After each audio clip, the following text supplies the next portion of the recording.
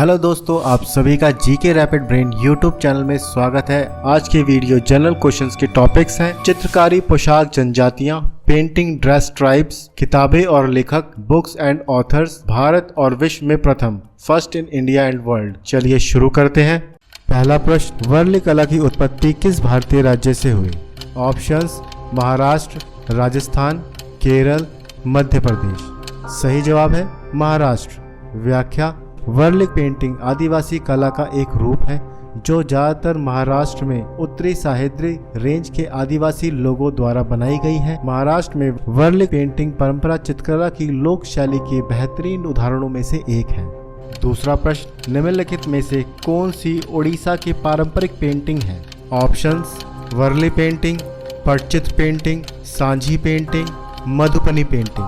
सही जवाब है पटचित्र पेंटिंग। व्याख्या: पटचित्र भारत के उड़ीसा के एक पारंपरिक पेंटिंग है। ये पेंटिंग हिंदू पौराणिक कथाओं पर आधारित है और विशेष रूप से जगन्नाथ और वैष्णव संप्रदाय से प्रेरित है। पेंटिंग्स में उपयोग किए गए सभी रंग प्राकृतिक हैं और पेंटिंग पूरी तरह से पारंपरिक तरीके से चित्रकारों यानी उड़िया पेंटर द्वारा बनाई गई है। पटचित्र भारत के उड़ीसा की एक पारंपरिक पेंटिंग है। ये पेंटिंग हिंदू पौराणिक कथाओं पर आधारित है और विशेष रूप से जगन्नाथ और वैष्णव संप्रदाय से प्रेरित है। पेंटिंग्स में इस्तेमाल किए गए सभी रंग प्राकृतिक हैं और पेंटिंग्स पूरी तरह से पारंपरिक तरीके से चित्रकारों यानी उड़िया पेंटर द्वारा बनाई जाती हैं। तीसरा प्रश्न, प्रसिद्ध कार्टूनिस्ट आर.के. लक्ष्मण ने कार्टून गट्टू किस कंपनी के लिए बनाया था? Options: Onida, Nirma, Asian paints, Amul. सही जवाब है एशियन पेंट्स। व्याख्या: लक्ष्मण ने 1954 में एशियन पेंट्स लिमिटेड समूह के लिए गट्टू नामक एक लोकप्रिय शुभंकर भी बनाया। उन्होंने कुछ उपन्यास भी लिखे जिनमें से पहले का शीर्षक द होटल रिवेरा था। उनके कार्टून मिस्टर एंड मिसेस जैसे हिंदी फिल्मों में दिखाई दिए हैं। चौथा प्रश्न, संयुक्त राष्ट्र सुरक्षा परिषद में कितने अस्थायी सदस्य हैं? ऑप्शंस: 10, 12, 7, 5। सही जवाब है 10। व्याख्या: परिषद 15 सदस्यों से बनी है। 5 स्थायी सदस्य चीन, फ्रांस, रूसी संघ, यूनाइटेड किंगडम और संयुक्त राज्य अमेरिका और 10 गैर स्थायी सदस्य महासभा द्वारा 2 साल के कार्यकाल के लिए चुने जाते हैं। पांचवा प्रश्न, विश्व व्यापार संगठन का मुख्यालय कहाँ स्थित है? Options: Geneva, Paris, Bonn, Dubai. सही जवाब है जिनेवा। व्याख्या: विश्व व्यापार संगठन का मुख्यालय जिनेवा, स्विट्जरलैंड में है। इसका मुख्य कार्य ये सुनिश्चित करना है कि व्यापार यथासंभव सुचारू और कुशलता से चले। इसकी स्थापना जनवरी 1995 को हुई थी। WTO में 164 सदस्य और 24 पर्यवेक्षक सरकारें हैं। छठा प्रश्न, निम्नलिखित में से कौन सा देश सार्क संघ का सदस्य नहीं है? ऑप्शंस: पाकिस्तान, भूटान, नेपाल, चीन। सही जवाब है चीन। व्याख्या: चीन सार्क का सदस्य नहीं है। South Asia Association for Regional Corporation SAARC दक्षिण एशिया के 8 देश का एक आर्थिक और राजनीतिक संगठन है। इसकी स्थापना 1985 में हुई थी जब बांग्लादेश, भूटान, भारत, मालदीव, नेपाल, पाकिस्तान और श्रीलंका के राष्ट्रीय अध्यक्षों ने औपचारिक रूप से चार्टर को अपनाया था।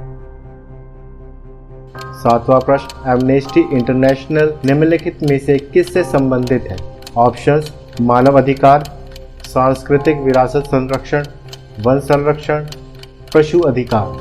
सही जवाब है मानव अधिकार। व्याख्या: 28 मई 1961 को वकील पीटर बेंसन और फिलिप जेम्स द्वारा द ऑब्जर्वर में द फॉरगॉटन प्रिजनर्स लेख के प्रकाशन के बाद एमनेस्टी इंटरनेशनल की स्थापना 1961 में लंदन में की गई थी। एमनेस्टी मानव अधिकारों के हनन और अंतर्राष्ट्रीय कानूनों और मानकों के अनुपालन के अभियानों की ओर ध्यान आकर्षित करती है।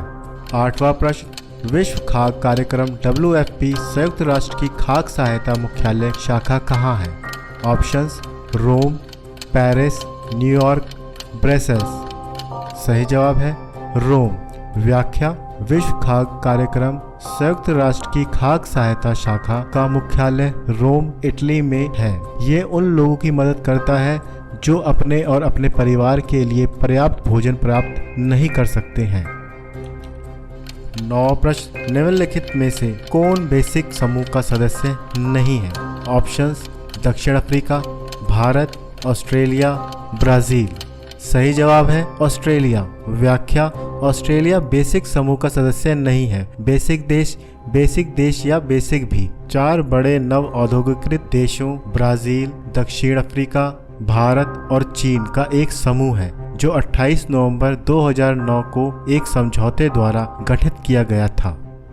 10वां प्रश्न, दिल्ली इज नॉट फार पुस्तक निम्नलिखित में से किस लेखक द्वारा लिखी गई है? Options, Khushwant Singh, Anita Desai, Arundhati Roy, Ruskin bond. सही जवाब है रस्किन बॉन्ड।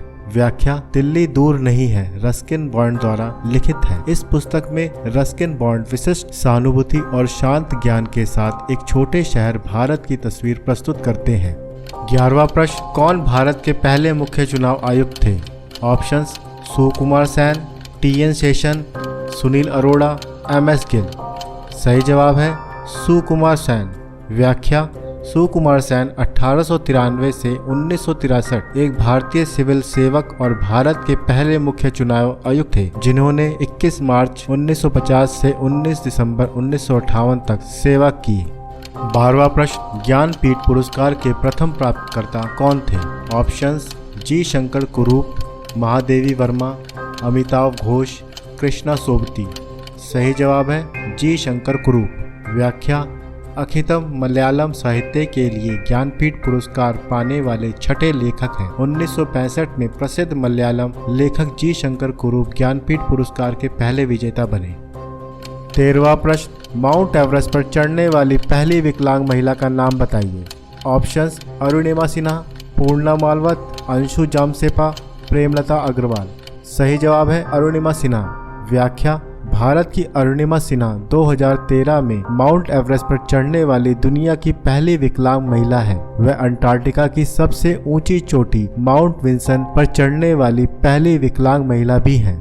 14वां प्रश्न, निम्नलिखित में से कौन सा विश्व का सबसे बड़ा डेल्टा है? ऑप्शंस, अमेजन डेल्टा, सिंधु नदी delta, Ganga Brahmaputra delta, Danube delta.